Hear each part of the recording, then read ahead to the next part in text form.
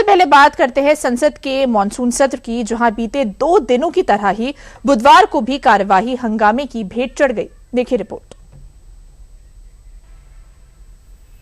काले लिबास में विपक्ष के विरोध प्रदर्शन का ये नजारा बुधवार को संसद के मकर द्वार से सामने आया, जहां लोकसभा में नेता प्रतिपक्ष राहुल गांधी समेत विपक्षी सांसदों के पूरे कुनबे ने जो हंगामा खड़ा किया वो सदन के अंदर भी जारी रहा।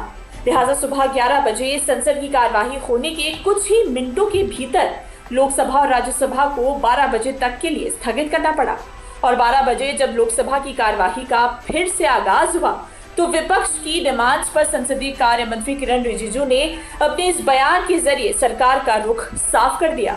सरकार नीट पेपर लीक का चर्चा के लिए पूरी तरह से तैयार है और हमने पहले दिन से कहा है, जब चर्चा होती है तो किसी नियम के तहत होना पड़ता है और इसका व्यवस्था बनाना पड़ता है। मैं अनुरोध करता हूं कि चर्चा कब होना है, चर्चा का ड्यूरेशन, कितना लंबा चर्चा होना है और किस नियम के तहत होना है।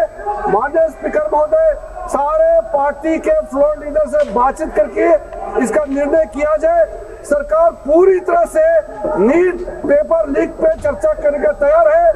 सरकार की इस पेशकश के बाद उम्मीद थी कि सदन की कार्यवाही जब 2 बजे शुरू होगी तो शायद जरूरी मुद्दों पर चर्चा होगी, लेकिन हुआ इसके उलट। सरकार की तमाम कोशिशों के बाद भी विपक्ष चर्चा के लिए नहीं माना। राज्यसभा में कांग्रेस अध्यक्ष मल्लिकार्जुन खड़गे ने अपनी इस मांग को सामने रखते हुए चर्चा से किनारा कर लिया। रूल 267 के तहत यहाँ पर बहस करना चाहते हैं, उसके लिए अगर फेयर डिस्कशन होना है तो शिक्षा मंत्री पहले राजीनामा देना चाहिए। धन्यवाद। जब वो राजीनामा नहीं देंगे निष्पक्ष चर्चा यहाँ नहीं होगी। विपक्ष के इस रवैये पर बीजेपी ने कड़ी नाराजगी जाहिर करते हुए सवाल खड़ा किया। केंद्रीय मंत्री जेपी नड्डा ने विपक्ष पर संसदीय मर्यादा को तार-तार करने का आरोप लगाते हुए विपक्ष के रवैये को गैर जिम्मेदाराना करार दिया। ये जो इंडिया अलायंस गठबंधन है, उसका व्यवहार बहुत ही गैर जिम्मेदाराना व्यवहार है, गैर जिम्मेदाराना। और यह प्रजातांत्रिक विरोधी गतिविधि साफ साफ संसद में दिख रही है। संसद की मर्यादाओं को तार-तार करके यह प्रजातांत्रिक मूल्यों का हनन कर रहे हैं।